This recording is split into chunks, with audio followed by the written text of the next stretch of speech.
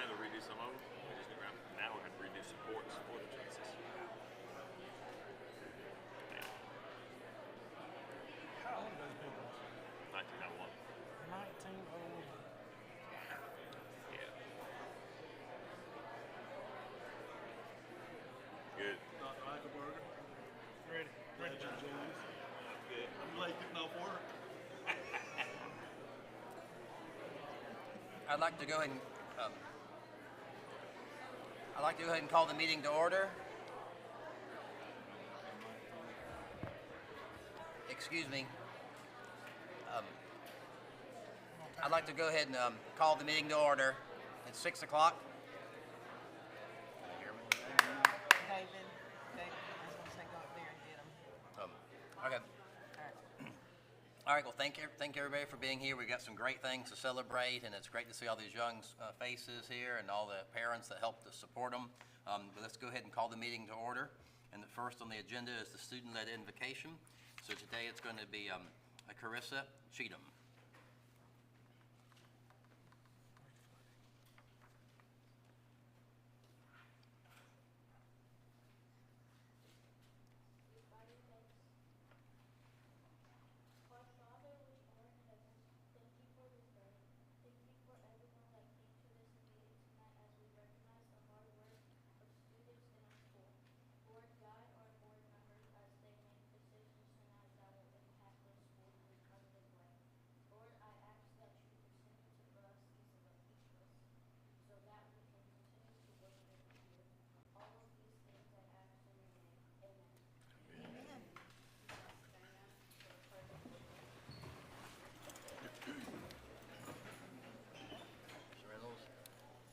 I pledge allegiance to the flag of the United States of America and to the republic for which it stands, one nation, under God, indivisible, with liberty and justice for all.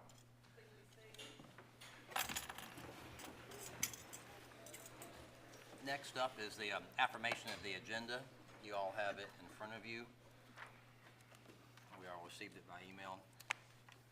We need a motion to affirm it. I'll make a motion we approve the agenda. Second. All in favor? Aye. Okay. Are there any board comments? First, we're going to go there. Now the best part of the whole program is going to be the recognition now. First, Heart of the Wildcat recognition.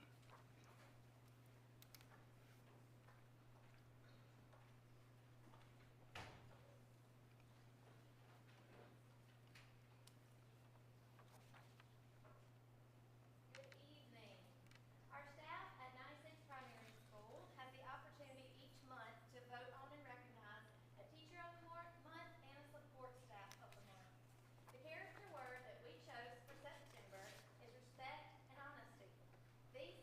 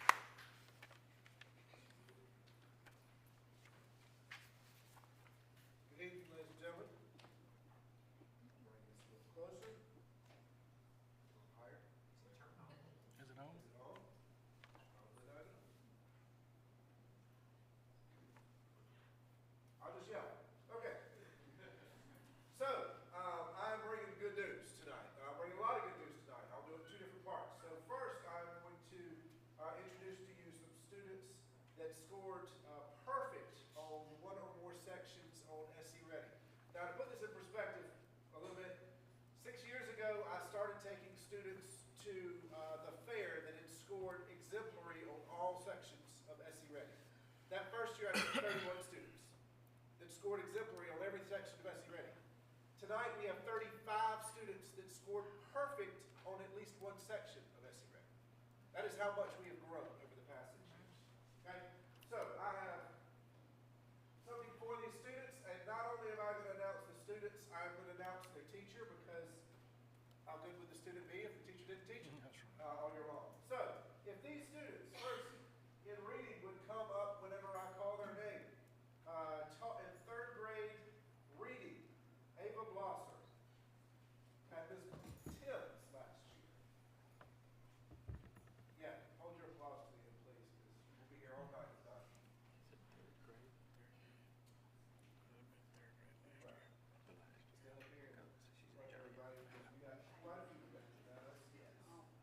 Macy Martin had Ms. Jenkins last year. Ms. Timms here? Yes, I'm Yeah, here. yeah, yeah. Teachers, come on up here with your students, too. Ms. Jenkins had, Macy Martin had Ms. Jenkins last year.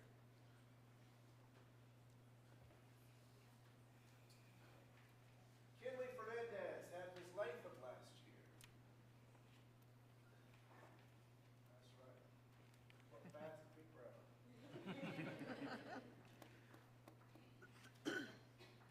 Right, well.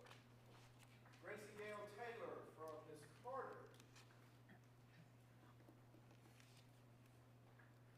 I think Ms. Carter's on the volleyball court somewhere.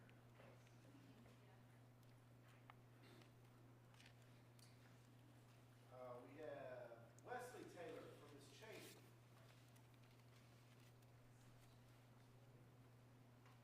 All right. Claire Elrod and Ms. Rush. I was about to say, I know you're here because I saw you. Congratulations. Also from Ms. Rush's class is Pat Weeks.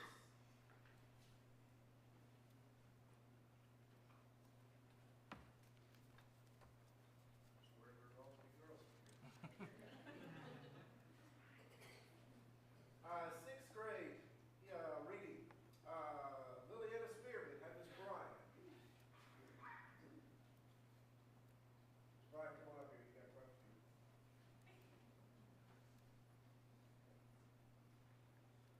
Also in 6th grade, we have Avery Hill from Ms. Bryan's class.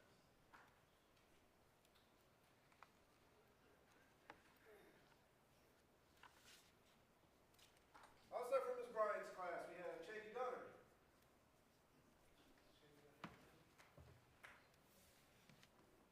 Also from Ms. Bryan's class, we have Mary Emma Lunsford.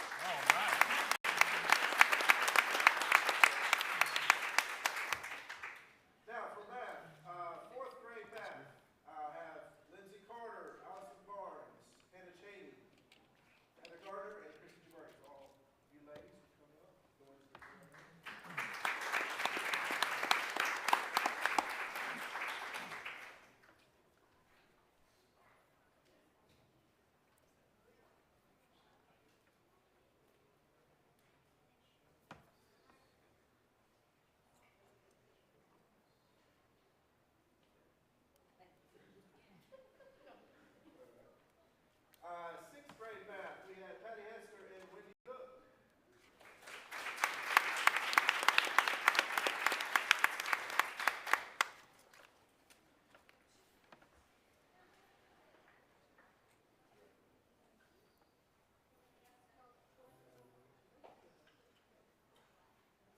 Wendy is another double winner here. She also taught 7th grade last year. So 7th grade math, Wendy Cook, Marilyn Hilly, Malik Goodman.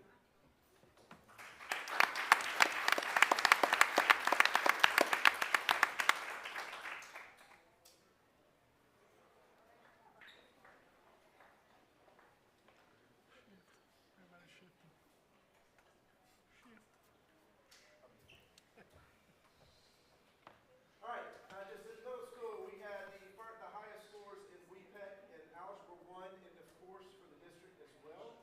So we have 4 teachers that taught Algebra 1 last year in this district. Christiana Evans, Britt Leopard, Exon McCoy, and Sally Morris. There we go.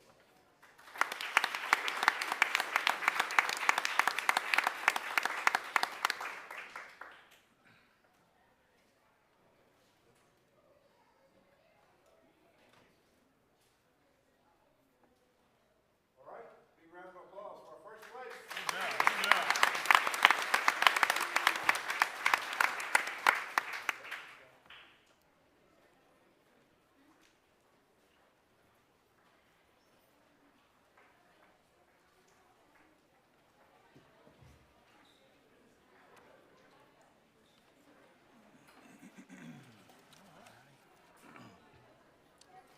Okay. Next on the agenda is going to be the approval of the minutes.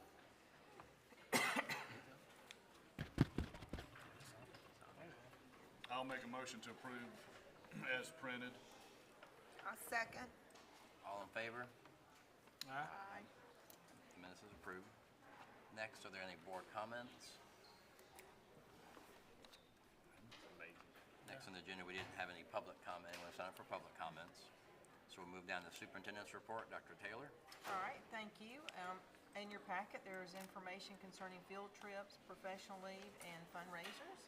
If anyone has any questions or concerns. To my knowledge, we didn't have any overnights. I don't know if they can hear us at all. Can they hear? Yeah, they're gonna see if they can get us. It's working. It's working. I know, it just, apparently it's just from us. Squealing as soon as he's. All right. Any questions or concerns with that? All right. And then we have a parenting report in your packet from Ms. Loudon. Any questions on the parenting report? All right. Thank you very much. Next up on the agenda is our attorney, Mr. Alex Sherrard, to give us some information on potentially restructuring the school board elections in terms of office.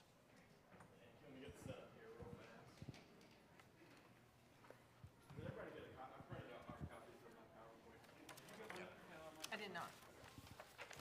Thank you very much. Okay. All right.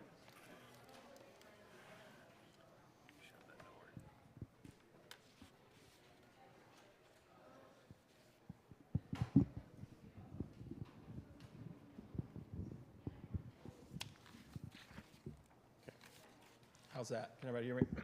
Everybody hear me? Yep. Good? Okay. So it's a little bit awkward. So I'm going to present to y'all since y'all asked me to do this, but what I'm presenting is on the screen and y'all can follow along on the hard copy. Okay? So again, just to reintroduce myself for anybody that doesn't know me, I'm Alex Sherrod. I'm the board's attorney from White & Story Law Firm in Columbia. I represent the district and the board. Going back about, it was in June, the board directed me and the superintendent to explore some options for your school board elections, some changes that y'all may be interested in, just kind of seeing what's out there. Asked me to do a little research, a little fact finding, and I did, and I wanted to bring that back to y'all. I apologize, I was scheduled to come last month, but I had a last minute scheduling conflict and could not make it. So we will get underway there. So just to kind of review what the board's request was, especially to our new board member, who I guess wasn't at the June meeting because you weren't quite sworn in yet. You were sworn in July. The board asked me really kind of three big items to look into, to research some options to change the current board term of office from 3 years to 4, researching moving the district board elections from May to November, research moving the district board elections to follow a 2-year, 4-year election term of office cycle. And I will say this, and I discussed this at that June meeting in open session, these are just optional things that the board can do. Nothing is mandatory. There's no statutory reason to have to do this. But as time goes on, I was doing my research, I reached out to a few colleagues and folks that work with school boards, and there are 2 school boards in the state that have 3-year terms, and it's Greenwood 52 and Greenwood 51. So that, is poetic, I suppose. But it used to be the law. The way the statute is even still written today, it's 3-year terms. But over time, everybody has changed it because they wanted to, and we'll get into that here in a second. If you have any questions, jump in, please. So one thing you'll ask me to do is to talk about is how can we just change how we do our elections? Well, what I always tell board members is this is kind of like, this is your jurisdiction, your area. You're in charge of anything and everything having to do with the dirt under your feet and any operations and anything like that. And one thing is how you get elected to your office. Every school district has to have a school board, an elected school board. It's required by law that you have it. And the law sets out how you have to, what a school board should look like. It sort of evolved from back in the day. I'm going to say that there's still a couple that do that. Most counties had a county board of education. Greenwood had one not too long ago, a county board, and then the districts were really, really small and would have small, like 3 to 5 member school boards. Over time, that's changed. There's 2 or 3 that still do. Dillon does, Anderson, maybe one more that still has that county board, but everybody else doesn't. And so with that, districts saw it was a lot easier and could operate a lot easier with their popularly elected or single member district school board members, and it seems to be the trend that's not going anywhere. But despite what all the statutes say of how your school board has to look, there's always an exception through what we call local legislation. So these are pieces of legislation, just like a bill that we get updates on throughout the year, that are typically filed by your legislative delegation. Goes through the process, it's read to the legislature. It doesn't go to a committee, but it's read into the daily readings of the legislature 3 times, signed by the governor, just like any other bill would be. And basically, it's if you print them all out, I think a stack of exceptions this high for all kinds of entities. So that's sort of how we do it. And I did have a sample of what that looks like, but since I'm not on my computer, I won't show you that. But some of the examples of what we do, school boards can change in their local legislation the terms of office, how we fill a vacancy, your method of election, which we'll talk about, single member versus at-large districts, which are in at-large, you have at-large seats, all kinds of little things that we can sort of caveat away from how the statute's written, as long as the statute doesn't say we can't do it. We tend to, in South Carolina, figure out a way to do it. So we'll go through that. So where I sort of started with this is looking at where y'all are currently as a district. Y'all have 3-year terms of office. Your election does take place in May, and your term of office actually begins in July. So you're sworn in, and Ms. Thomas, like you were just sworn in this past July after you were elected in May.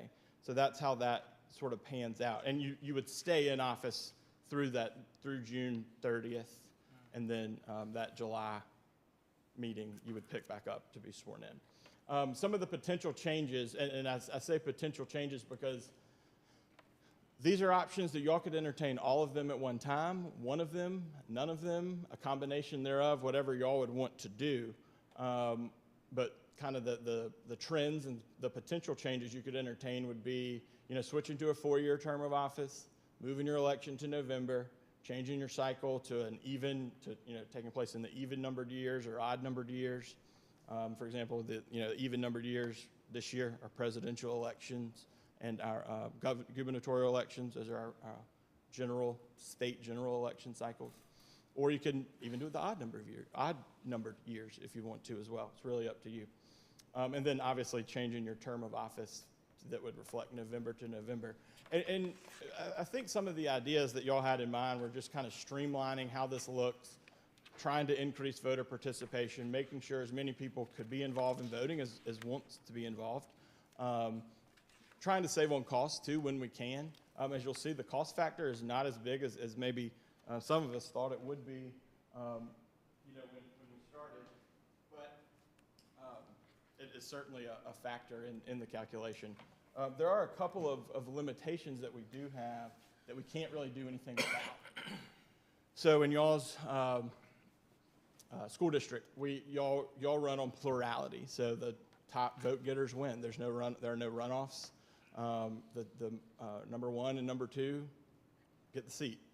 You'll either pick one or pick two, depending on which cycle you're in. And if it's a tie, those two get the seat, the open seat. So that's how that works here. All 5 of your seats are at large, which is a little bit different.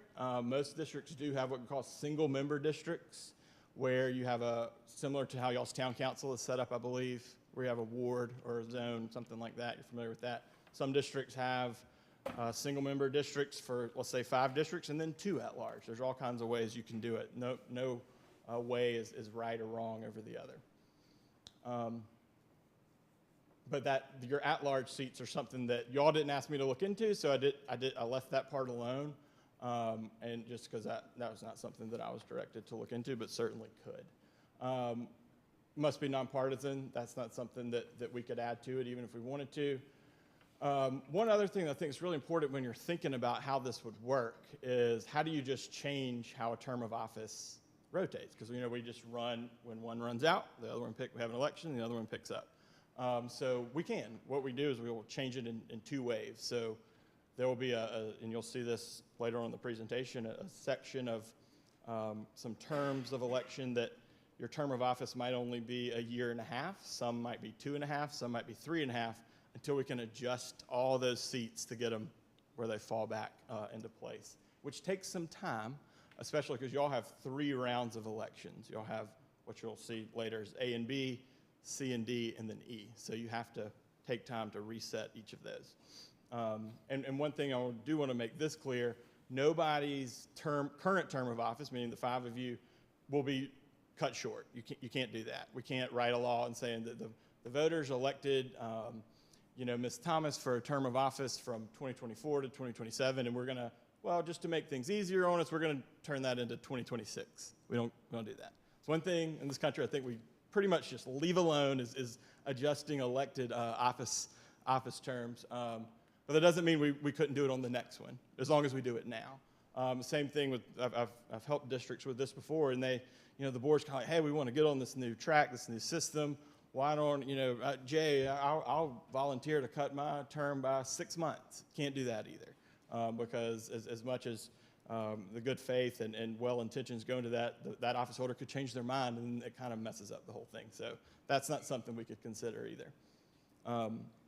And one thing that I'll say is a limitation that I strongly advise keeping in place is we want to have some sort of staggered way that you do it. If y'all do want to change this, right now you have it 2-2-1. If you change it to a 2-4 year, I would keep it or change it to where 2 seats are up and then 3. Because you don't ever want the whole board to be up for election at the same time, because then the folks that come on the board don't know what to do. No one's there to guide them. So that's something that I would absolutely keep in place. And so how do we get there? One thing that y'all would have to do, you just take a vote. Make a motion, take a vote. That'd be the way to start it.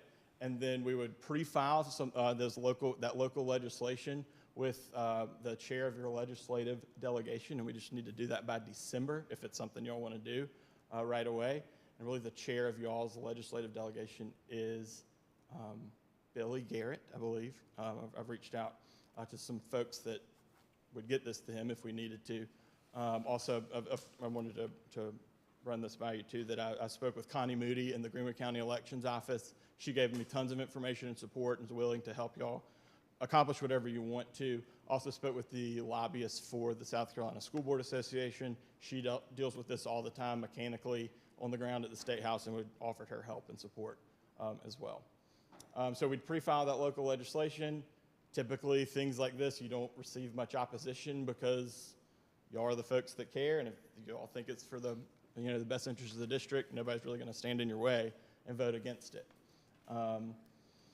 We would just need to get it signed into law in enough time if you wanted to start the process in May for the May election.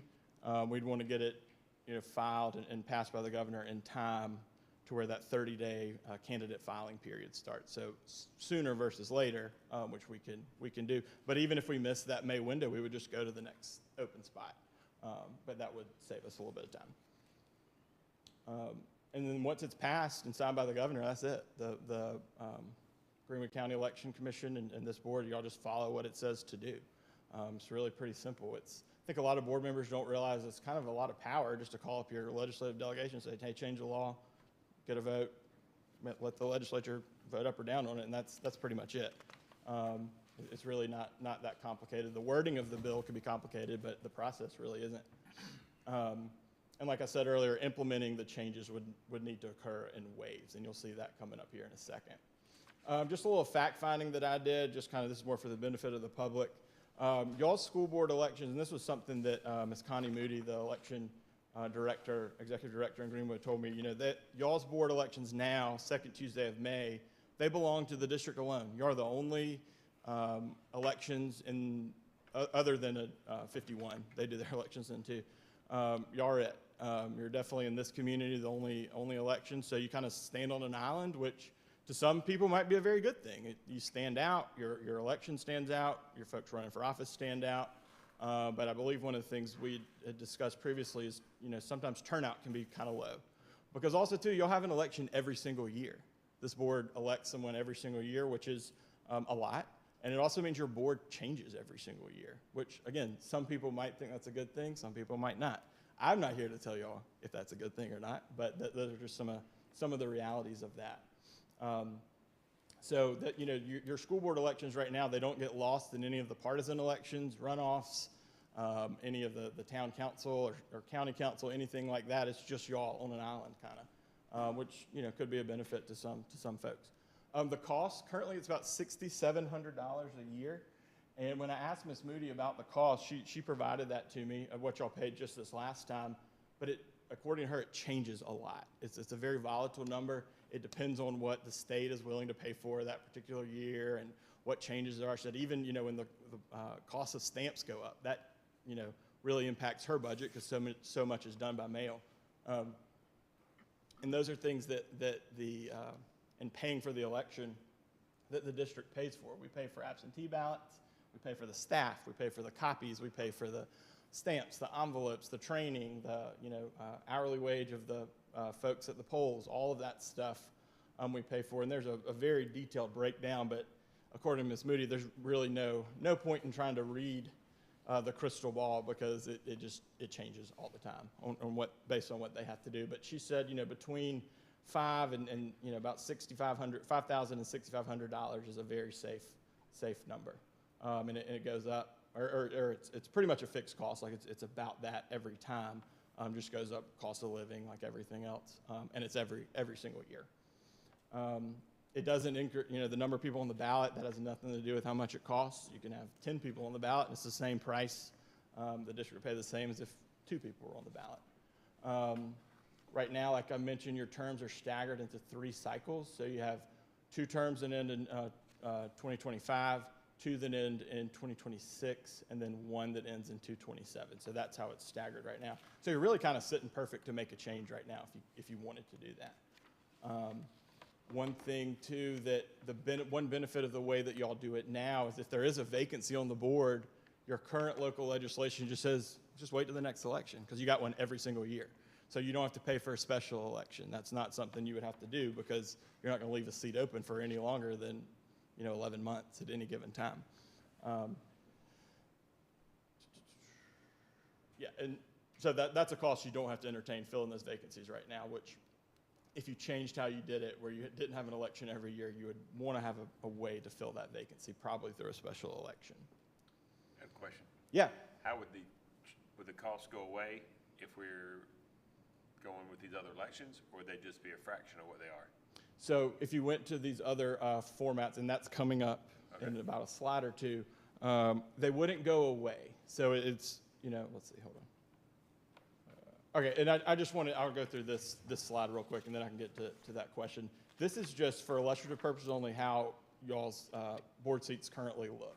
And I put the office holder's name in there, your next election, when that term ends, and when the next term begins, just as sort of a baseline or a reference, if you will, and I identified them as seat A, B, C, D, and E.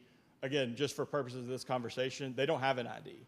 Y'all's seats aren't necessarily numbered because you don't have districts, right? And I couldn't find anywhere where they came with a number. I saw some things in the newspaper where they would be identified by number, but I didn't see anything officially attaching, Jay Reynolds is seat 3 or London Thomas is seat 5, anything like that, except in the newspaper. So take that with a grain of salt. But for my purposes, I did it this way because it makes it a little bit easier to talk about when you can kind of visualize that seat and that identifier. I did a little research too on your turnout going back to 2021. I left out 2020. That was the COVID year in July. It was very skewed, so I didn't even include it. But you're sitting right now between about 4.5% and 7.5% in turnout. Not a lot that I could see. I looked into the numbers.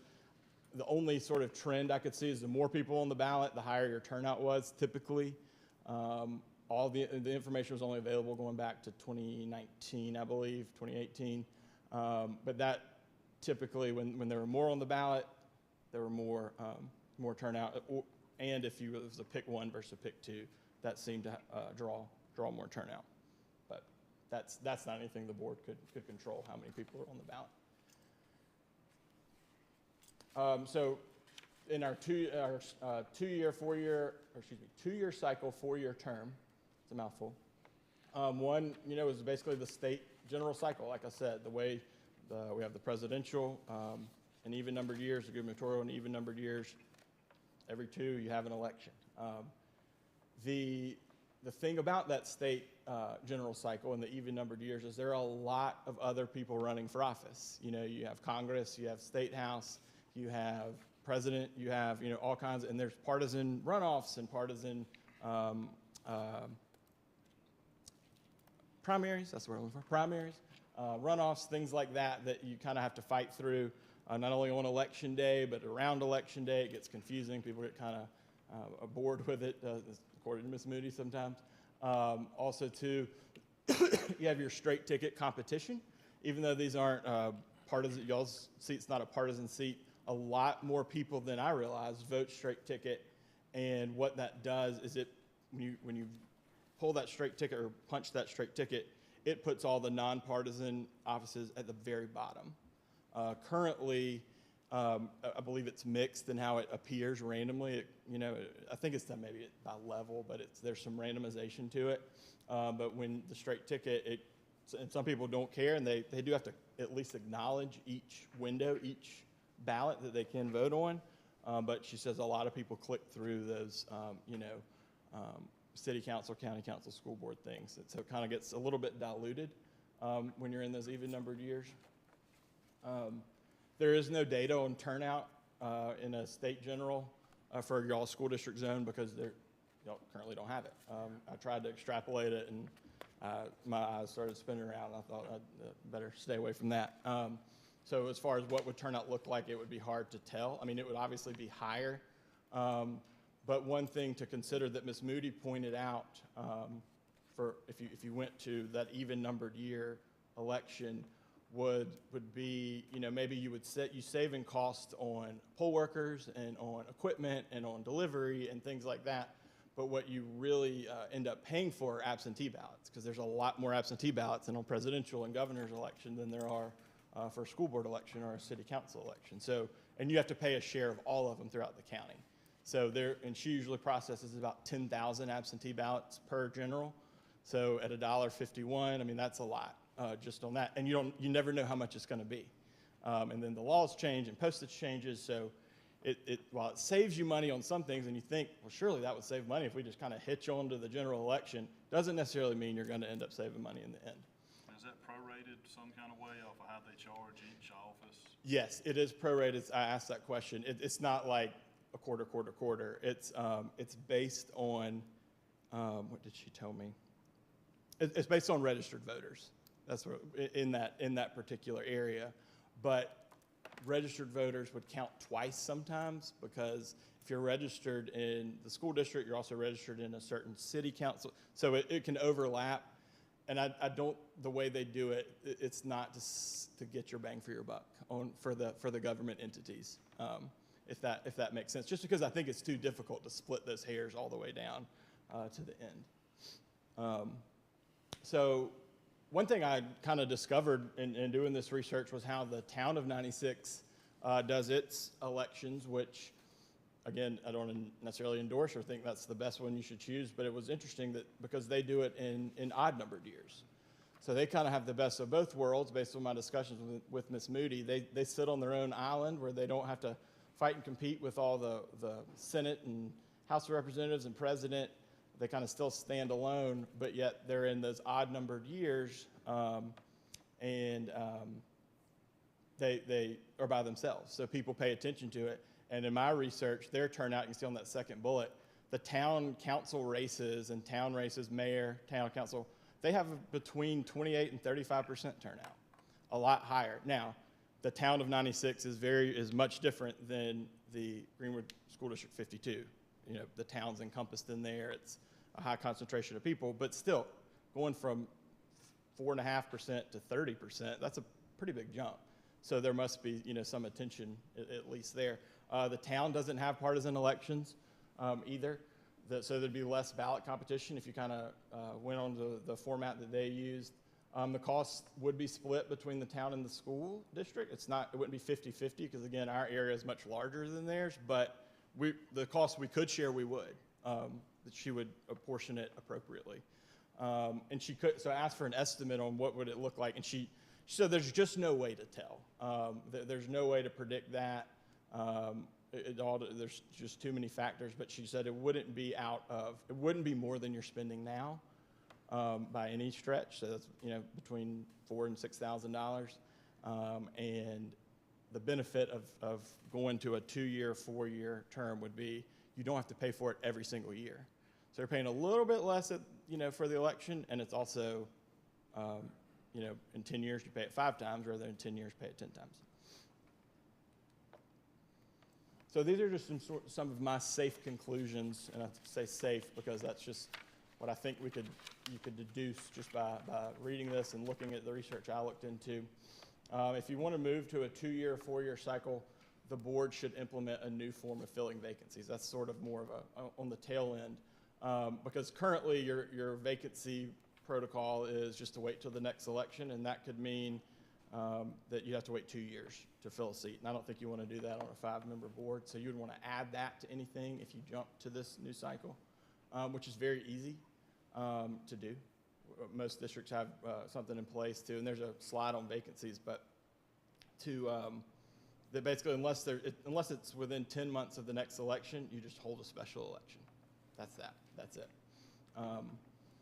So matching the state general election cycle, even years, it's our presidential, doesn't really save much on cost, honestly, because the absentee ballots kind of takes away any of those shared costs. So it kind of is a wash.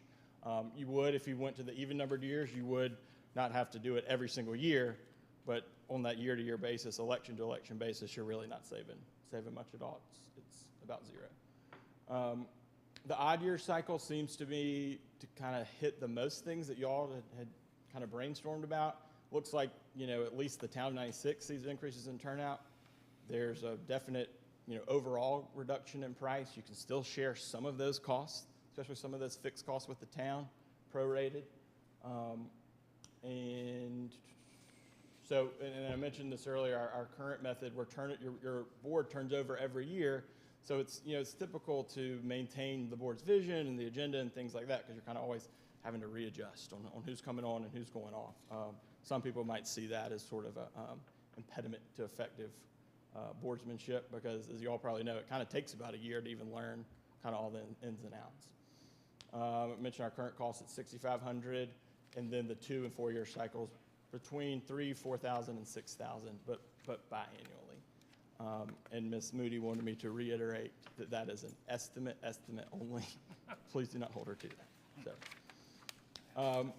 So again, this is our current office terms, how they are right now. So this is when I was doing this, I had to do it on a whiteboard and all these pieces of paper, and finally I got this, and this was kind of my key that I held in my hand while I went through all these different scenarios here. So I thought I'd give y'all 2 samples of 2 scenarios, an even-yeared cycle and an odd-yeared cycle. So if you so coming up next, I put it on a chart, but if you like words, here's words. If you like numbers, here's numbers. So starting with the May 2025 election, so seats A and B, which is, Mr. Green, or Dr. Green and Mr. Reynolds, would be elected for terms to be next elected in November 2026. So we'd write the law to say when those 2 seats are elected in May, it would only be for 1.5 years. It would end in November. Pretty simple. And then from that point, in that November 2026, we would do another election, and it would be in November 2026, November 2030, and November 2034. Okay? Same sort of pattern with seats C and D. And that is Dr. Eichelberger and Mr. Carter. Same sort of pattern, except that one would be 2.5 years, because you would want to pick back up in that even-numbered year of 2028. You want to pick it up as soon as you can. From that point, every 4 years, November 2028, November 2032, and November 2036. So already you have your 2 staggering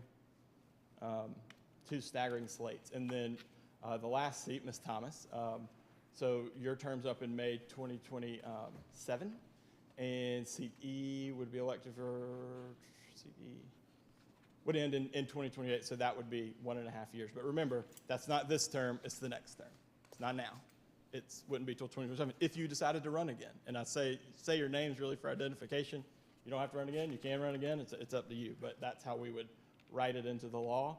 And then the next section of the law would 28, 32, 36. And so here it is sort of by the numbers. And I'm sure I made a mistake in there somewhere. I looked over it 100 times. It seems like I found something every time. But that kind of explains it numerically. And that would put AB on a cycle and CDE on a cycle, right? Right. And that's just how I did that based on, because A and B are the next ones up. You are the next ones to roll off. So it'd be 2 and 3 instead of 2, 2 and 1. Right. Yeah. And eventually, but it wouldn't get to 3 and 2 until Way on down the road. Way on down the road. There you go. I like that Retired. answer. Yeah. I like that answer. And see, the way that y'all's boards elections are set up now, a lot of boards will move the date of their election, from May to August, or August to November, or sometimes move the year. But it makes it a little more difficult when you're starting at 3-year terms.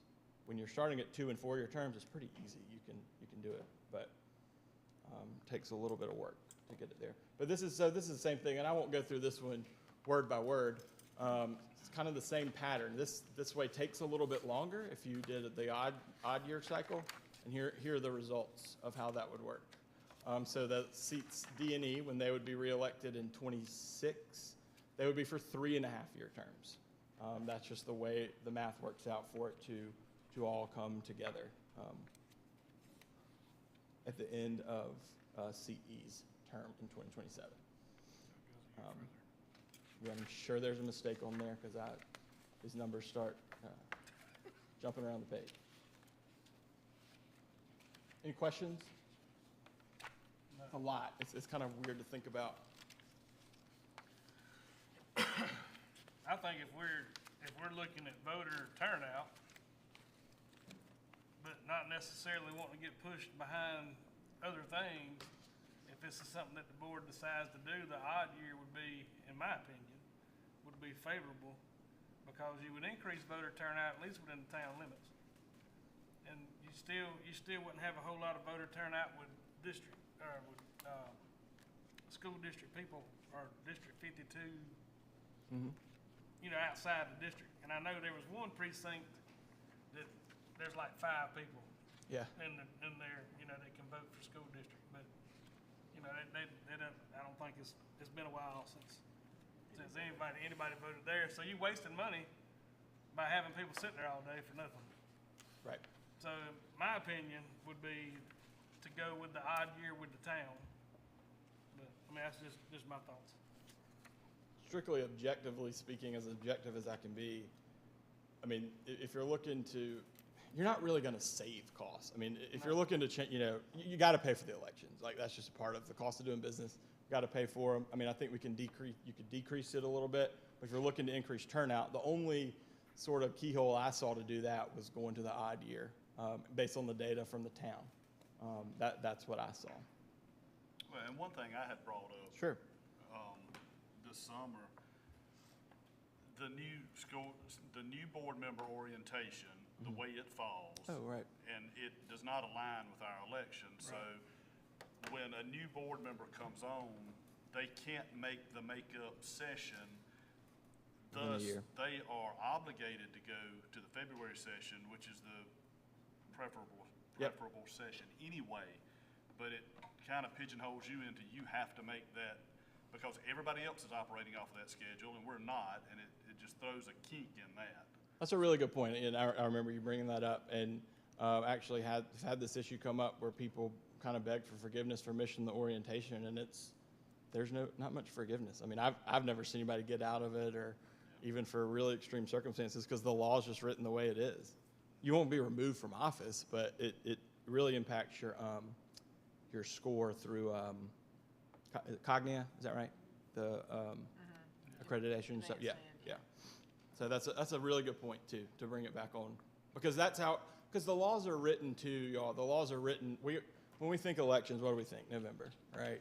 That's just, whether you like it or not, that's just kind of how it is. I do have clients that have August elections. I think that's crazy that you have a school board election that is in August, but that's their choice. Do most districts do it at the general election? Yes, they do it. Yeah, well, they either do it at the general election or in the even numbered years or the odd numbered years in November. It's kind of split. There's no favorable. Either way is what most people do. What do most people do? Is there more districts that do odd numbers or more districts that do even numbers?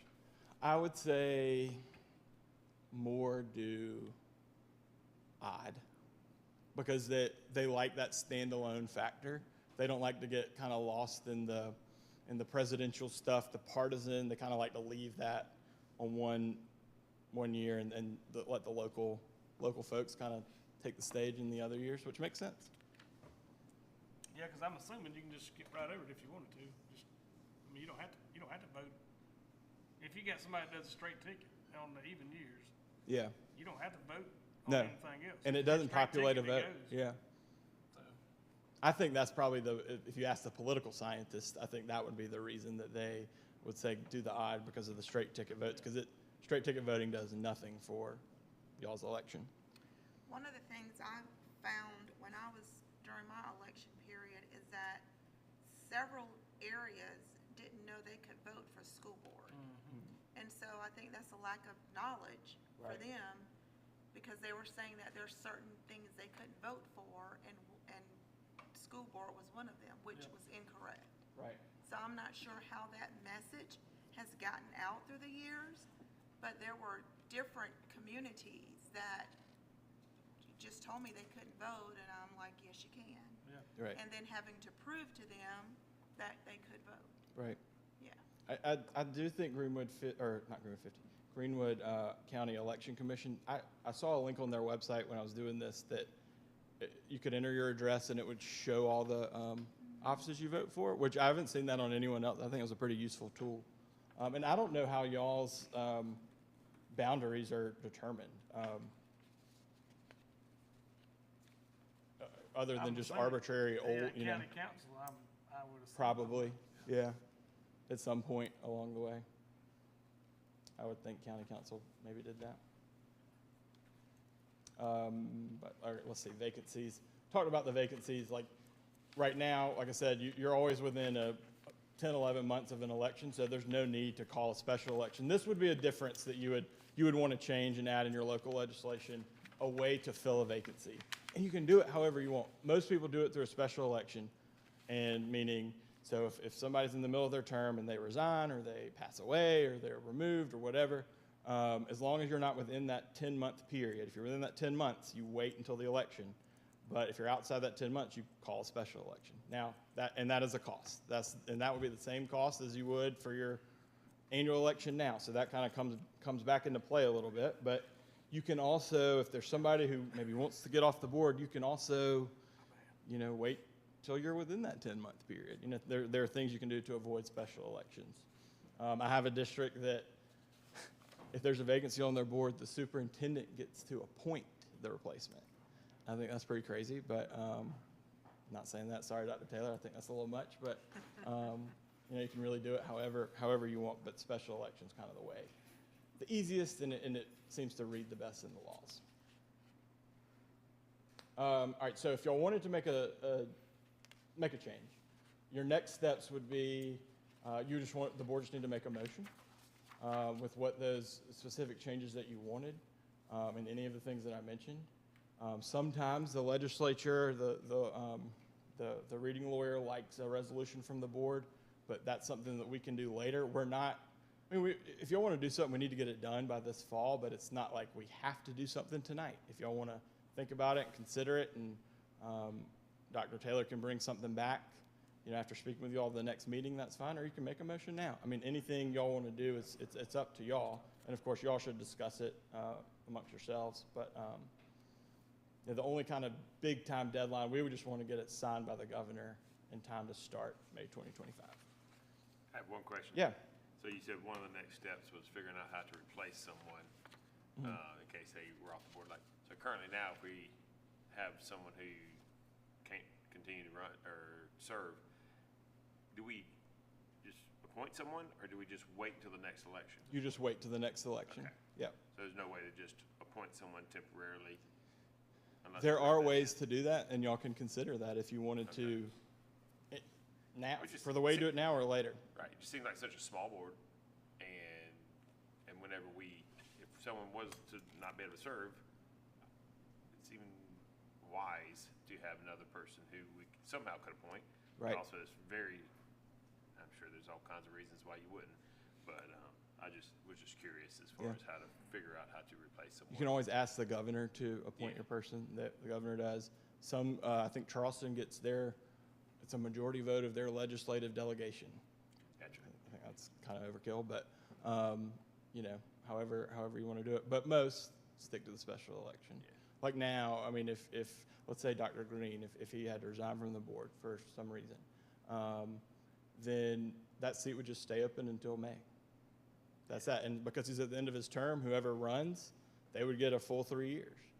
But let's say if it were Ms. Thomas, if she had to resign for some reason, then at the next election in May, somebody would run, but they would only get to stay in that seat until 2027, and then, runs again. So you never have to do a special election. Currently. Yeah.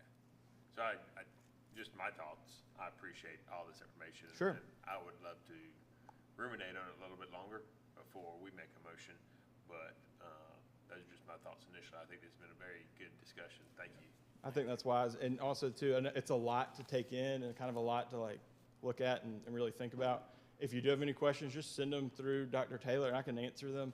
I'll get you some more options on the vacancies too, just so y'all have them. But if you have any questions, just let me know. Again, this is y'all's choice. I'm happy to do the research and legwork, but y'all's choice if y'all want to do it. Do we need to take action on this to have it put under old business at the next meeting, or is that automatically understood? I don't think you need, unless you are ready to make a motion to do something, it doesn't sound like necessarily are. Brian? Make a motion to receive as We'll put it information. on the Yeah. next agenda. Yeah. Thank you. Yep, of course. Thank you. Next on the agenda is finance, Mr. Andrew Mackey.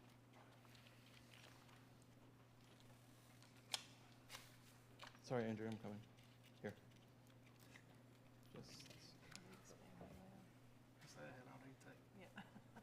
Bye, boys. All right, good evening, everyone. I'll start with our monthly financial update as of 8/31, August 31st. Our revenue is about $1.1 million. If you look at your 5-year comparison, that's pretty much right in line with where we have been at this point for the last 5 years. That number does not include our most recent tax reports from the county. We don't get those till the 15th of the following month, so we'll get those next week. So that's only a partial revenue number. Our expenses through August are $1.7 million. It's a little bit higher than the previous years, but we've also gave everyone a raise, paid, are paying people more money, so there's really nothing to be alarmed at. I've mentioned this, typically during these first 6 months of the year, our expenses are going to outpace our revenue for the first 6 months, but that's because property taxes from the county, we don't get those till January. So our expenses are pretty much evenly incurred throughout the year, and our revenue is more of like a landslide. We get a little bit every month, and then we get a whole ton of it all at one time in January. So that's nothing to be alarmed at, that our expenses are more than our revenue, because it will flip halfway through the year. I've also provided a list of, a more detailed list of some of our expenses if you guys have any questions about anything. But to this point, it's been business as usual, nothing unusual or unexpected at all. So if there are no questions, I will move on to our capital project update. All right, moving on. So our old high school project, our multiplex, this might be the last month that this is a regularly updated event, because we have passed all of our inspections. I believe last month we still had one more re-inspection that we needed to pass, which we passed, so we've got our certificate of occupancy. Hood Construction hung around for about 3 weeks every day after we got that, just doing punch list items, but they are not on site every day anymore. They still have a punch list of items they're working through. Today, I think they were working on some door hardware. So they're still around, they're still helping us out, but it's just not a daily thing. They're moving on to other things. Football and band are using it every day, pretty much. We started moving into the building 300 just this week, I think. David and his maintenance guys have started moving in bit by bit, so that building is becoming pretty quickly just part of our normal operations, so which has been good. We also had a budget meeting with Hood Construction on September 4th, and we actually came in a little bit under budget from our guaranteed maximum price, which was $19.3 million approximately. We were under budget enough to where we were able to add some things and still be within that guaranteed maximum price. Like the ticket windows that we've added, that was not originally included in the budget. Hood Construction's gonna put up a fence for us around some of the exterior to make it a more secure facility. That was able to be fit within that same guaranteed maximum price. So overall, the whole project was like extremely smooth. I was a little concerned renovating an old building that budget number was gonna get way out of hand, and we really had very few problems at all. So yeah, hopefully we don't have to talk much more about it. It just becomes one of our regular buildings, and we continue to be happy with it. Another project update that we've been working on is the access controls, the key fob entry at the primary school. That was started because MAC secured a safety grant for us through the state for $55,000. So we've gotten, at the time I did my board report, we had 2 quotes, and we're waiting on another. We've got the 3rd one just today. So we'll have to evaluate those and pick the best one. As I said, we've got the $55,000 grant. That won't cover the full amount of the projected costs, so we'll have to figure out, does the district chip in some money? Do we scale back? We'll have to not reassess, but assess those quotes and figure out our best option going forward. And that actually leads us nicely into our upcoming projects, which is we're going to continue our safety push that we've had for the last 2 to 3 fiscal years. I provided some information in your packet there dating back till about fiscal year 2021, 2022. Safety's been a big issue, not big issue, a big focus for us, making sure our students and staff are safe. We've added the access control locks, the security cameras, fencing, just really trying to make our students and staff as safe as possible. So we're going to continue to do that going forward.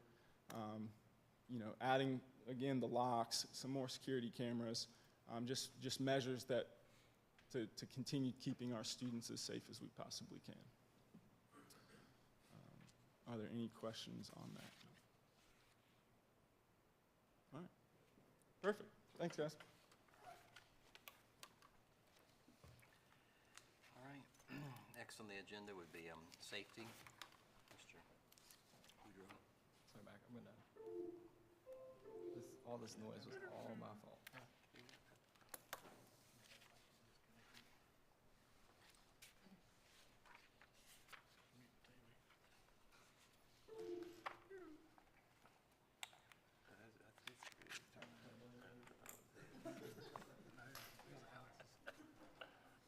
Good evening.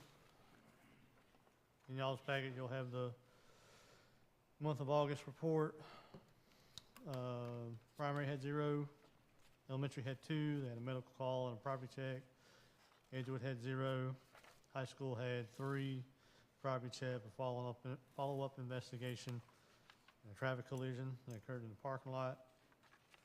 Alternative school 0, transportation had 1, was follow-up. The high school baseball field 0, the multiplex 0, and the district office 0. To give you 6 for the month, which is down 4 from 10 last month, which is down 7 from 13 this time last year. Drills and training, all the schools did their fire drills. Primary school and elementary did their active intruder drills. Updates and information. On the 15th of last month, CRACE training was conducted for the elementary and primary school certified staff. That was conducted by Sergeant Dixon, who's the SRO of the elementary, and Corporal Wash, who's at the primary school. Makeup training will be determined at a later date. On the 30th of last month, the district application to the South Carolina Department of Education was submitted. It was a school safety grant, and it was submitted with 3 priorities, and I'll tell you what those are. Priority 1 was access control upgrades for the elementary schools, so basically what we're doing at the primary, we're doing at the elementary, because those are extremely outdated. Priority 2 will be open gate metal detector systems. District 50 and I believe 52 have them. Priority 3 will be additional cameras in areas that we feel that is needed. Me and Andrew and also David with maintenance have been going around meeting with people, 3 different companies like you mentioned a minute ago, getting quotes, not only for the primary school but also going over to the elementary and getting that done as well. So we can go ahead and submit that on that new application for this year. And like you said, we'll have to sit down and see how much the district wants to do. So, any questions? Those metal detectors, they would be at the main entrance to the schools, or? They would be the 2 main entrance points, but they would only be used at random. Okay. Or if we felt there was like today, there was I don't know if y'all knew, but there was a long list of schools from East Coast to West Coast. I believe there were like tens of thousands of schools on the list about getting shot up. And this one in the elementary school, or excuse me, middle school, were on that list. So I've been speaking with people across the state and different districts, and not only my position, but SROs with the county and everything like that, and the news, and they've all just declared it basically a hoax. But tomorrow we're going to be as vigilant and take it serious as possible, like we always do. So, but stuff like that, they would be used for. Gotcha. And I don't know if y'all went to graduation this past year, those 2 big poles you walk through, that's basically what open gate is. You can pick them up and move them, and we can, if we have to move them to the football stadium and use them there, we can. They just throw them in the back of the truck. They actually are operated by Milwaukee drill batteries, 4 of them apiece. So very easy to move, not that big bulky ones that you're used to. The They're ones they pretty have at the airport and stuff like that, so. They're pretty sturdy, like, Oh, yeah, they Able have, to be moved. so here, they can just sit on the floor. Out there, if we use them at the stadium, that area, they have stabilization mats that come with them, that are in the quote. So they come, there's 2 apiece, so we've asked for 4. So there'd be 2 over here, 2 over there, and we can basically use how we want to. Gotcha. So, but if we get that, you'll be more than likely seeing them at the game more than here, but we will be using them here. And you feel like that's enough, I mean, or, because if you think you need more, we can figure out a way to get more, I mean, is that gonna be able to cover all the Right now, I mean, entrances? I believe the quote for just 4 of them was 87,000. Which we looked at that and, another one called Evolve. I don't know how recently anybody's ever been to the Biltmore, but you go through that one little security house that they have out there. And there's usually a person standing there with an iPod, or not iPod, that's a while ago, an iPad. And that's basically what the system is this wall that you walk through is almost like an x-ray thing, but it's not. You know, it shows stuff on you, if there is anything on you. Open Gate's similar, but it picks up on more mass objects than anything else. But I think for right now, because we only utilize 2 entrance points at each school. Well, really, here, 2 entrance points. Elementary school, there's at least 3. In elementary, there's 2. So for right now, I think it's enough, but of course, we'll always reassess later down the road to determine if we need more. And if we need more, we can always ask for more, either through you guys or through the grant, however long the grant lasts. Because every year they will give us a chance to get $1 million, we'll ask for it. Absolutely. We'll keep thinking of stuff to ask for, because we like free money.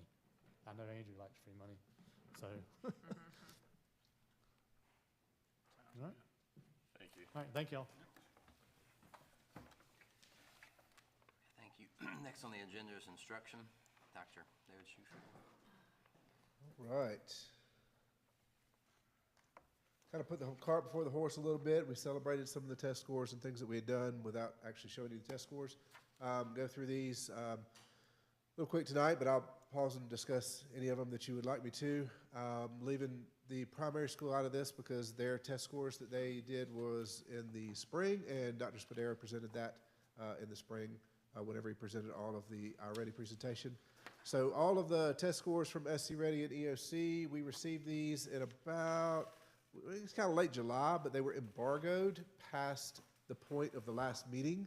So this is the first point that I'm able to share them publicly in a school board meeting, even though they've been released by the state. Newspapers already said some things about them, but I'll go through these and tell you where we are. First at the elementary school, comparing the last 3 years and how we've done, 3rd grade, 4th grade, 5th grade, looking at English language arts, and you can see kind of where we've been from 21-22 through this past spring whenever we tested. 3rd grade and ELA was 46%, jumped to 70%, and then 66% kind of stayed steady from there with that. 4th grade has gone up steadily. Well, it was at 62, then went to 57, and then to 71, and then 5th grade 64, 71 to 56. If you really want to get a comparison of how a grade level is doing, you really want to look at the next year down. So for instance, in 21-22, 3rd grade was at 46.7%. Those same kids would have been in 4th grade in 22-23. So it went from 46.7 to 57.7. And then it was a very minimal change in 5th grade where it was 22-23, it went to 56.9. So less than a percentage point change at that. 3rd grade, when you see, well, it went from 46.7 to 70.1, that's a different group of kids. But those same kids in 4th grade went up to 71.1%. So that was an increase, okay? And then, of course, the kids that tested last year in 3rd grade, we're not going to know what they do in 4th grade until we get to this spring, okay? So you really can't look at it You're comparing apples to oranges whenever you look at it directly across, third grade, all three lines, but you're looking at the same apples to apples whenever you go kind of at a diagonal from there. So fourth grade in 22-23 jumped to 71.8% in fifth grade. I'm sorry, fourth grade in 21-22, which was 62.4, jumped to 71.8 in 22-23. Okay? And then we have at the bottom, we have our comparison to the state of South Carolina. When you compile all of those as far as a grade level, for elementary school altogether. So South Carolina was at 46.6. Can we move this so I can see it? Oh, sure. Sorry. Comparing all of these to the state, kind of averaging these three, South Carolina in third grade at ELA sits at 46.6. I didn't mention this is meets and exceeds combined. In 22-23, that went up to 53.9. In 23-24, that went up to 54.5, but we are well ahead of the curve as far as that's concerned. Okay? Math, you'll see a lot of similar numbers for that. Third, fourth, and fifth grade, 21-22, and then the spring of 23, and then the spring of 24. Statewide, the numbers are increasing for meets and exceeds from almost 39%, almost 41% to a little over 50%, but we are still well ahead of the curve on that. South Carolina wants the entire state to be 75% meets and exceeds by the year 2035. Okay, that's 11 years from now, and we are already meeting that in some grade levels in some subjects. 11 years ahead of when they want the state to be there for that. Okay. Middle school, language arts, you'll see some big jumps from previous year. We were able to increase the amount of time our students were in English language arts from 1 year, from 22-23 to 23-24, doubled the amount of time that was in there. Sixth grade, you see it jumped almost 11%. Seventh grade, there was another 8 or 9% increase, and eighth grade, it was not a big increase. But if you look at where the seventh graders scored in 23 to where the eighth graders scored in 24, that was almost a 10% increase from 1 year to the next. So there's a lot of movements going on. And again, comparatively to the state, in 22 is 46.6, 23 is 53.9. It actually took a dip statewide in 24 to 51%. And as a school, the middle school is at 69% meets and exceeds. So almost the entire school is where it's supposed to be in 2035, and they're already meeting there in 2024. So a lot of good movement for that one. Math, similar numbers as far as comparatively to the rest of the state. Increases in those, again, stayed with the block in math. I want to thank the board for that, for making those teachers available to be able to hire the teachers to be able to make that schedule work. We are well ahead. If you just look at the numbers and where they were in 21-22 compared to 23-24, just 2 years time difference, you'll see a 20-point jump in sixth grade, a more than 10-point jump in seventh grade, and a more than 20-point jump in eighth grade in 2 years' time. And then comparatively to the state, middle school math is one of the lowest trending scores statewide. You can see it's only a third of our students in South Carolina are scoring on grade level or above. But in 96, about 55% of them are scoring on grade level and above. And that number continues to grow every year. Why is that for the state of South Carolina? COVID took a huge hit for that. If you compare those numbers to where they were, if I was to go backwards and look at 2019, the numbers were closer to 40% then, and it continued to decline, and people are just now starting to recover from that. With the amount of time that we've increased, plus some of the things that we've done curriculum-wise in the district, our numbers are jumping. We put in some things in place district-wide, primary, elementary, middle, high school, Well, the longer the kids are in school and the further we get away from it, the more systematic it's become. So things that they put in place in the primary school 5 years ago are now starting to hit the middle school at this point. So you'll see whenever we get to the high school numbers, how that's had an effect on some of their numbers as well. The kids are coming, and Shumpert said this, I said this for years, Shumpert say this, the kids are coming more prepared. When they come in the door of the middle school, they're more prepared because of what they've already done at the primary and elementary school. So while these numbers reflect what the 6th, 7th, and 8th grade has done, it reflects the entire system of what's been done up until that point. The board, I know, would be pleased to know these guys, these principals, are getting calls from all corners of the state of South Carolina to want to know what in the world we're doing over here, because they can't believe the jumps and the increases that we are making. They've got visits from principals in all corners of the state that want to come in and see what we're doing. And they're like, I mean, we're just a school. Like, I don't know what you want to see, but they're what are we doing? What systems do we have in place? Dr. Taylor hears it every time she has a superintendent's meeting. People are coming in and they were like, what are y'all doing? They expect this in areas that have gobs of money, like Fort Mill, where they've got tons of money, and up there in Pickens County, we got tons of money. You look at 96, and they're like just such a small community in the corner of the state tucked away that a lot of people hear about. People are hearing about them now. 96 is on the map. School Digger is a website that puts out information on, they rank schools. They do a lot of data breaches, a lot of data diving into scores and how they rank things. And out of 80 some odd school districts in the state of South Carolina, Greenwood 52 is number 6 out of all those. We are definitely, we're not putting ourselves on the map. We're already there. We're just making the target bigger right now. So the comparisons that we do, and we're handing out all these things for first place in WEPAC, we're getting to a point now where we're not even comparing ourselves in WEPAC anymore. We're starting to compare ourselves in the state of South Carolina. Dr. Taylor's put out more information about, she's gotten more data as far as where we rank statewide, and there's quite a few things that we stay in the top 5 statewide for the district in pretty much everything that we're doing right now. Looking at the high school, like I said, the students are moving up, so the high school is obviously the last to get of these systematic changes. One big thing that I want you to note, look at the number of students in Algebra 1 that were C and above on EOC last year and then this year. That is a 43-point jump. That is unheard of. Unheard of. We went, and again, the state defines as passing the EOC as C and above, even though we know that, when you pass, you have a D or above.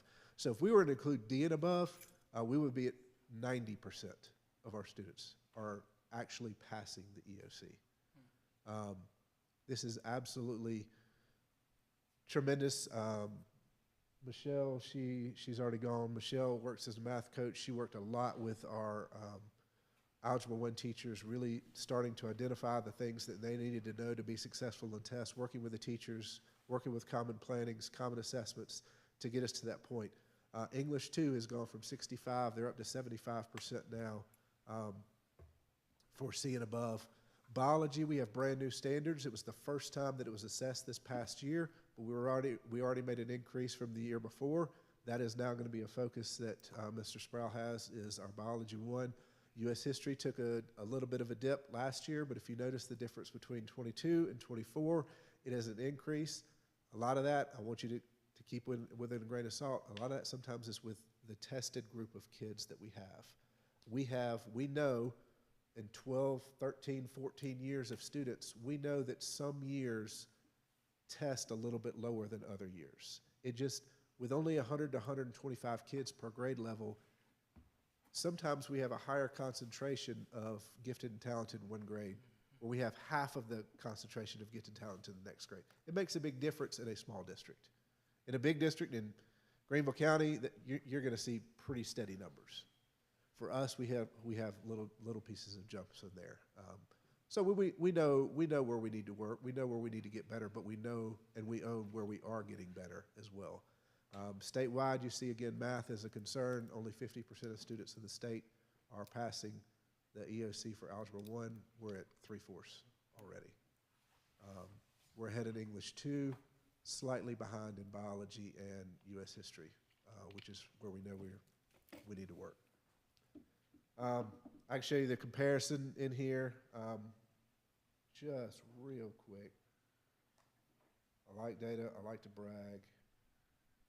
If it'll go, it may not go, but that's okay. Yep, there it goes. I might need to expand this. I don't know if it's gonna get bigger. But if you will see, what I did is I went with the Olympics theme because this all came out during the Olympics, okay, so probably that.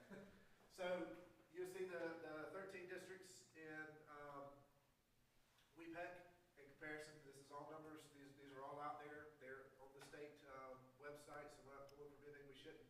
So a gold color here would mean that you're first in WEPEC. The silver color would mean that you're second in WEPEC, and the bronze or pink, couldn't find a bronze. Color means that you're third in WEPEC, so no matter what in ELA, we were one of the top 3 scorers in everything for 3rd through 8th grade in ELA. What is WEPAC? That is our 13 district consortium in the Piedmont area. Okay. So that's Abbeville, Anderson 3, Edgefield, the 3 Greenwoods, the 2 in Lawrence, McCormick, Lexington 3, Newberry, Saluda, and Union. And then we have a comparison down here with South Carolina as well. That's an ELA, math.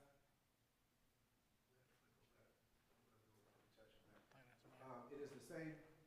It's the same case for the math scores. Or maybe that is that.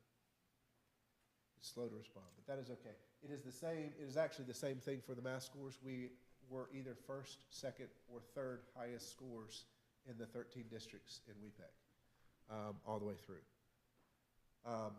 There's not another district. There's not another district in WEPEC that could say the same thing for that. Same is true in, just to save time, I'm not going to go through that, but the same is true for the end of course for all 4 of the subjects in end of course. We are the first, second, or third highest scores in every subject in WEPEC for our end of course scores as well. Okay, we're in a real good place. Next steps for everybody, primary school. This is coming from the principals, things that they want to address. Primary school, increased percentage of on grade level students in reading to over 2/3 of the students, things that they're doing.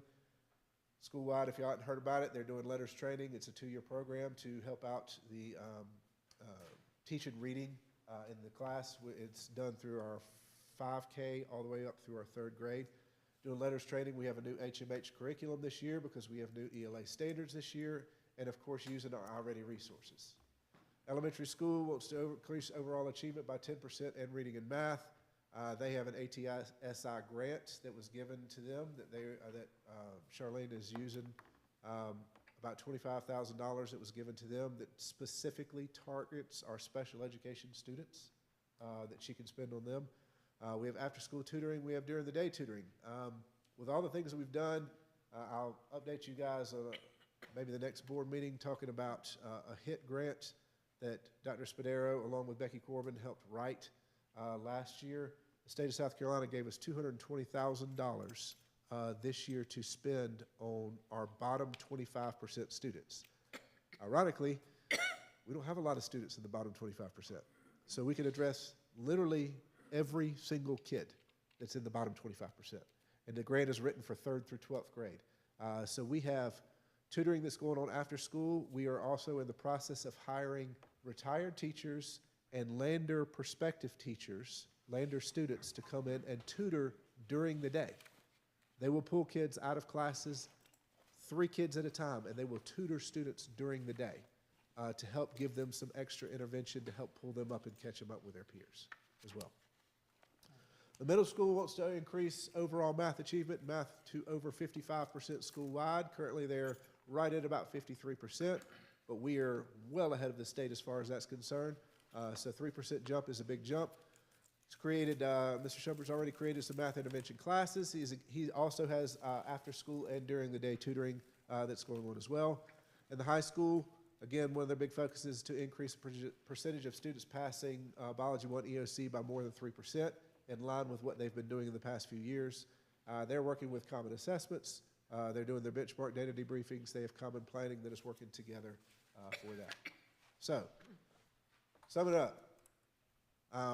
We're no longer a good district that's moving to great. We are now a great school district that's moving to excellent. We have bypassed the good. We are already great, and we are moving higher and higher each time. That is due to every single person that works in this district and every single person that goes to school in this district. They're all busting their tails all the time.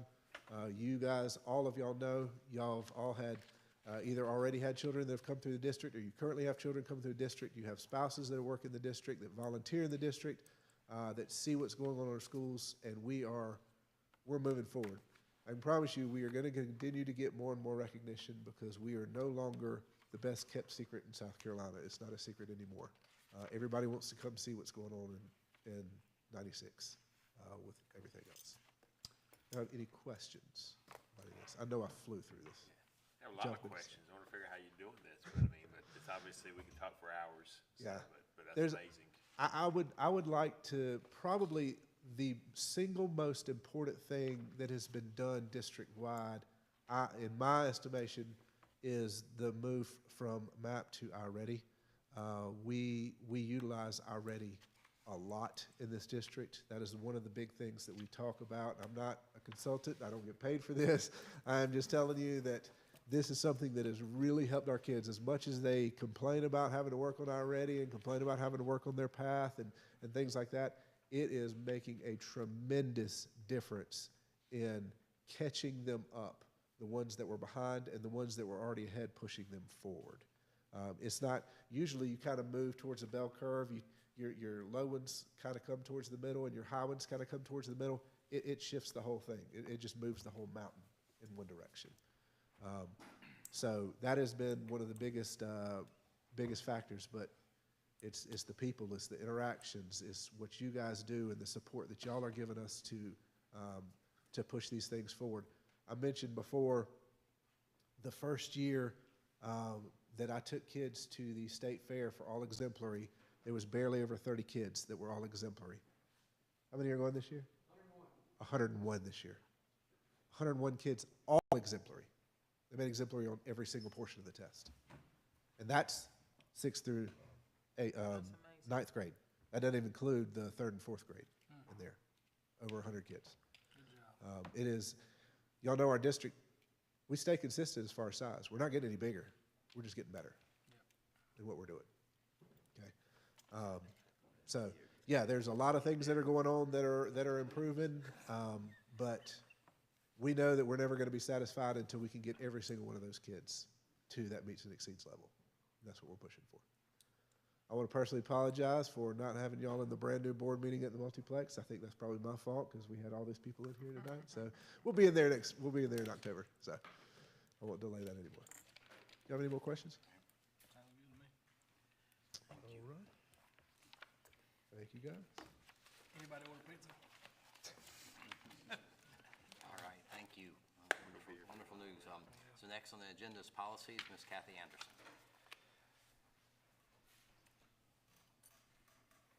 All right, so luckily, all the policies that you have tonight are for first reading. So that means it's just for information, and you've got a month to dive into them very deeply, and if you have any questions after we get done with this real quick highlight, then feel free to reach out to me. I'll be glad to explain those items to you individually or come back to the next meeting before we do the motions to do as well. So on August the 12th of this year, after we had started school, I received the South Carolina Legislative Update, which has the policies and administrative rules that we kind of look at throughout the year. So I sent you a schedule of which policies we will be bringing and which rules we'll be bringing and kind of a synopsis of what those things were. And I requested that if you had any questions to contact me, and I received no questions. So we're following the schedule. The only difference is we had an administrative rule dealing with expulsions, and we took a look at what Mr. Sheridan and I worked on back before we started school. We felt like it was important to have that in place before our kids even came to the building. And so we decided that our rule was as strong, if not stronger, than the model rule. So we're backing off that one and keeping that the same. Okay, so we're going to very quickly talk about policy KBE, which is relations with parent organizations. In your packet on page 54, you have the current board policy that we have now. And then on page 55, you have the proposed policy. And all of the yellow that you see are changes from what we have in place to what is proposed in the new version. So if you notice that this policy addresses all kinds of parent groups in that first paragraph there. Booster clubs, parent-teacher organizations, parent support groups, business school partnerships, election foundations, et cetera, et cetera. If you look at the second paragraph, that's probably the most important paragraph on the whole entire policy. It talks about the requirements for each of these groups to submit the name of the group, the statement of its purpose, the regulations governing the group's involvement, the name of each of the group's officers, including their designated financial officer, to the superintendent by no later than August the 1st. Well, it's after August the 1st, so guess why this is first reading? Remember, we didn't get these until August the 12th. So we were already behind the 8 ball when we received them. And it talks about those committees not being able to, or those organizations not being able to disperse money until this plan is achieved. So we've got to get through second reading, then we got to go back to these folks and make up time and have them submit these items. In the bottom section, parent organizations desiring to use the name of the district or a school to organize, fundraise, or advertise must obtain the approval of the board as a prerequisite. That's what it says. So now that used to come through Dr. Taylor, now it's more or less coming from the board in the model policy. Continued use of the logo, a name, logo, mascot is contingent upon the compliance with all applicable board policies and regulations.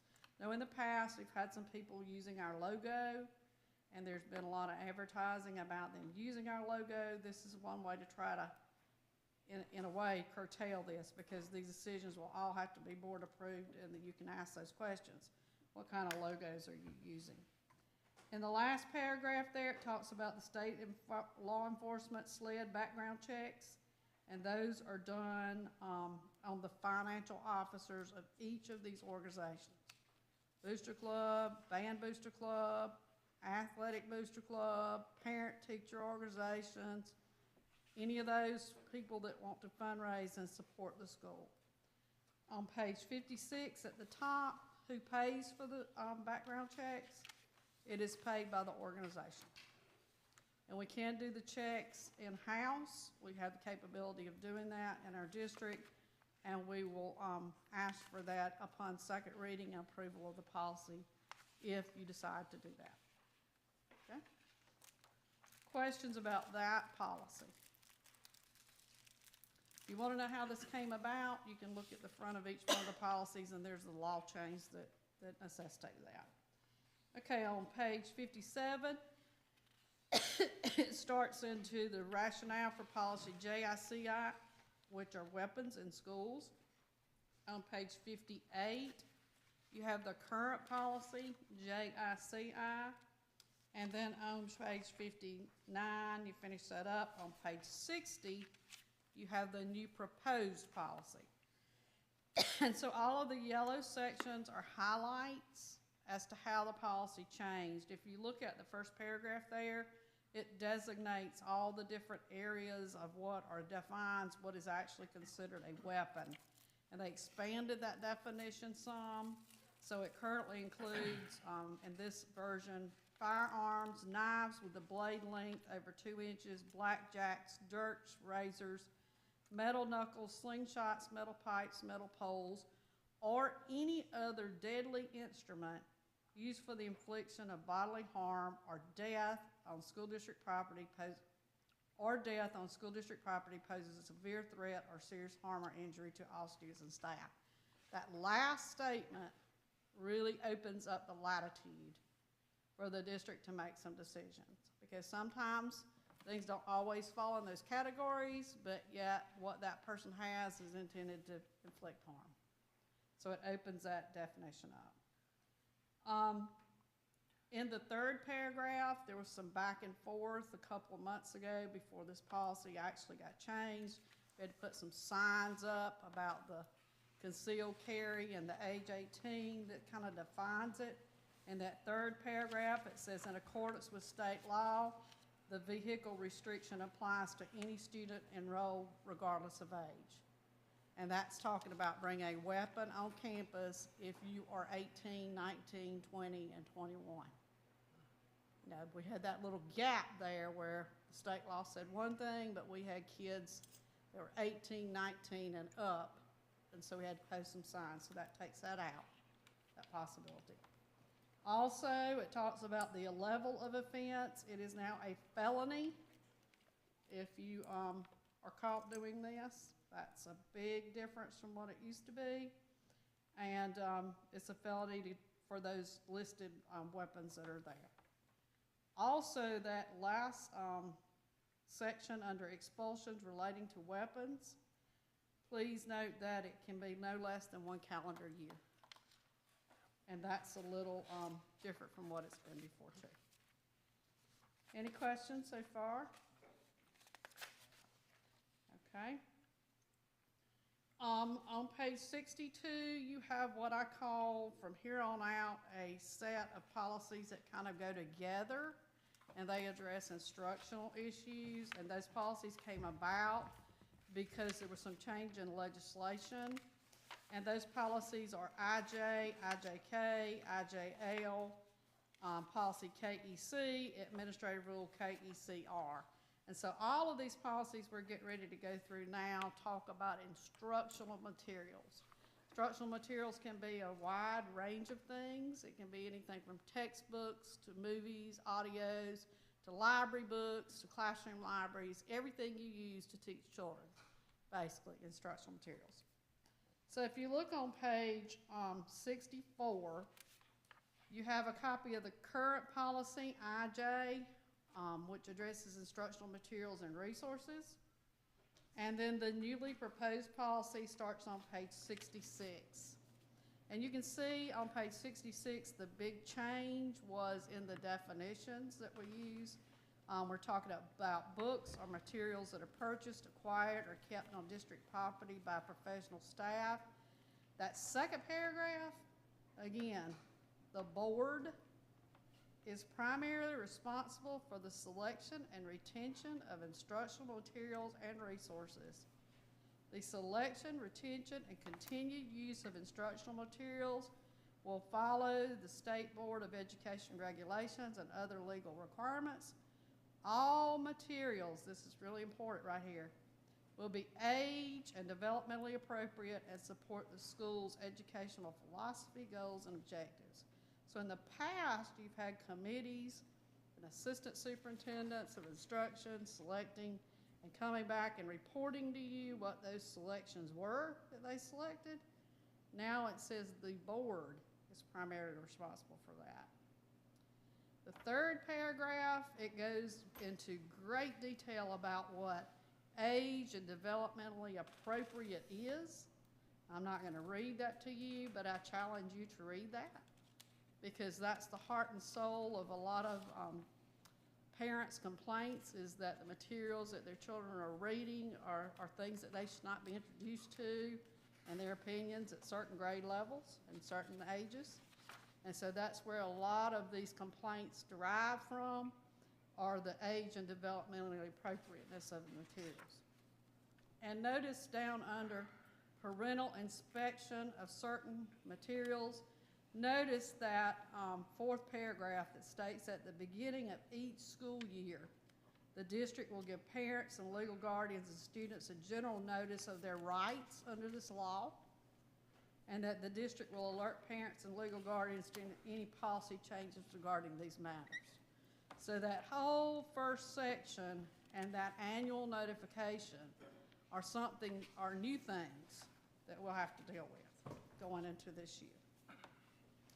All right, if you go to page 67, the last little yellow blurb there highlighted, this is gonna be a change too. It states the district will maintain a complete and up-to-date list or catalog of all instructional materials on its website. This list or catalog will be consistently updated and readily available to parents and legal guardians upon reasonable request. So once this policy becomes second reading, we got a lot of work to do to get in compliance with it. Questions about that policy? Okay. On page 68 is the current policy IJK supplementary materials. There's a bulleted list there of things that are used in our district in addition to textbooks. And if you look at the new list, which is on page 69, they've added 4 new items to that list. They added audio materials, computer hardware, computer software, and electronic media.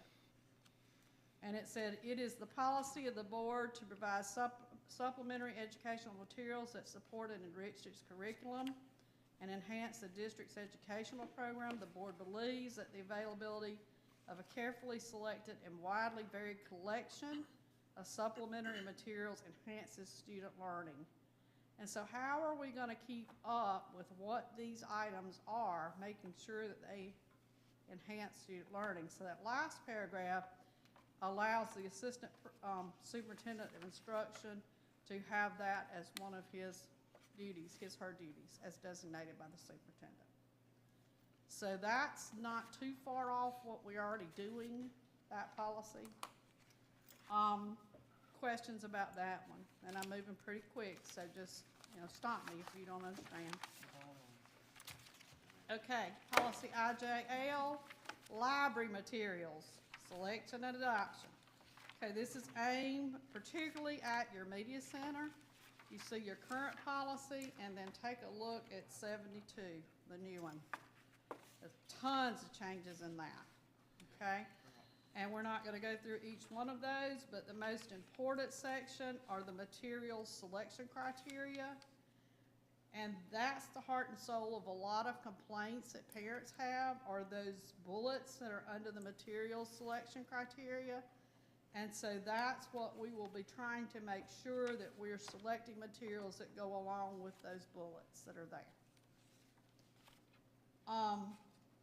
And then the last paragraph, when reviewing potential new instructional materials, the superintendent will provide a report and recommendations to the board regarding the materials, educational suitability, and compliance with the state regulation. That's new for Dr. Taylor. And then the last paragraph on page 73, the requirements of this policy apply to and supplement the process by which local district boards select and approve textbooks. However, this policy is not intended to alter, diminish, or supersede the requirements and process for the selection and procurement of textbooks under state law and regulations. So that policy is very different. There'll be a lot of different things with that one. Okay, so let's say a parent has a complaint about something that we're using in instructional material. Policy KEC is where those folks would go. On page 74, you have the current policy KEC. On page 75, you have the new policy. Okay, so the new policy is very specific about how you can file a complaint, the procedure that you use, and it also talks about the appeals process if someone files a complaint. So it's important for the board to understand that the appeal could come to you and that you may have a 30-day window to make a decision on this appeal. And that's noted in that last paragraph under the appeals section. So, again, there are a lot of different things that are going on with this policy. Then you have an administrative rule, KECR, which gives you the nuts and bolts of how these complaints are made. You have the current rule, and then on page 78, it's all yellow because that's all new. And it's important to take the time in between first and second reading to read that out, especially that middle section where it talks about how this could come before the board for review and where it talks about the evaluating committee that should be established to do that.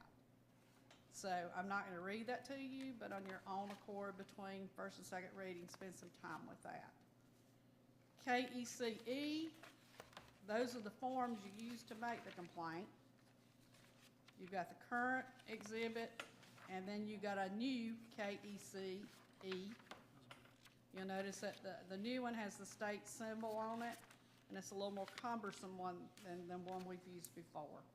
And it also has some directions about how they want it filled out. So before I move into the last section, are there any questions about the instructional policies? No? Keep rolling. Okay, last few policies deal with behavioral threat assessment teams. You probably have heard a lot about those with the recent shootings that have been in our news media. Behavioral threat assessment management teams are teams that are established within schools to deal with students who have issues that need assistance. And so these teams are composed of lots of different people. They're composed of special education people. They're composed of principals, guidance counselors, and law enforcement. Our SROs serve as part of that team as well. And we have a student that we bring before the team. They try to work out the issue that the student has and to provide them input to put them on a plan to remediate that. And so you'll find that a lot of children that are having issues inside schools have been through our behavioral threat assessment management teams. Until now, the state has never had a formal behavioral threat assessment management team policy. Now it does. Our principals, assistant principals, guidance counselors, and SROs have been behavioral threat assessment management team trained by the state so that they know how to deal with these individuals and they know how to serve on that team and what their responsibilities are. So this is on page 85. We don't have a policy for that.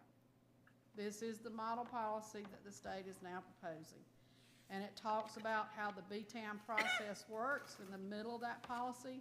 So when you read that, you'll see that everything that happens with an individual that comes before that team.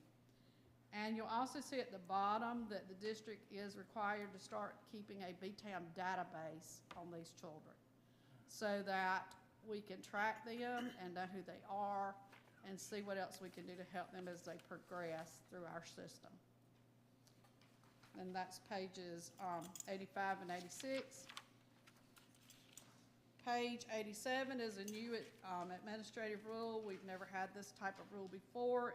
It outlines the different levels of threats that children can have.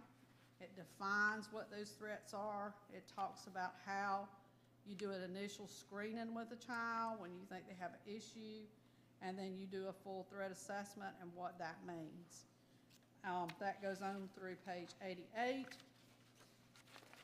and 89 and into 90, which talks about progress monitoring, keeping up with these children throughout the system.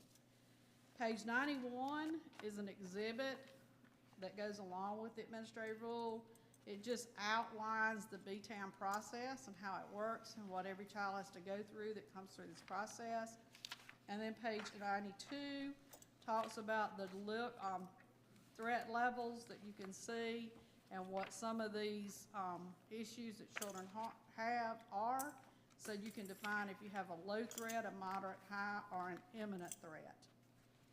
And so these processes are not new to our district. It is new that we have policies and procedures that are before you to govern these. We've been doing this for, I would say, roughly, I think Max, he's still with me, 6 years at least of BTAM.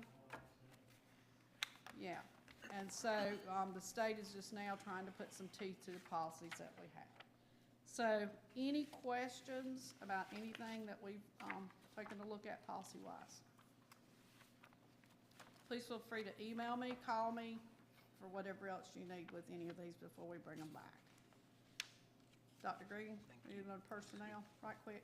Yeah, please. Okay, I'm proud to tell you that we only had one resignation, and we didn't want that one, but it was a food service one. And we have had lots of applicants, and at this point, we're waiting on a recommendation from Ms. Amy Stabler to fill that vacancy that we have.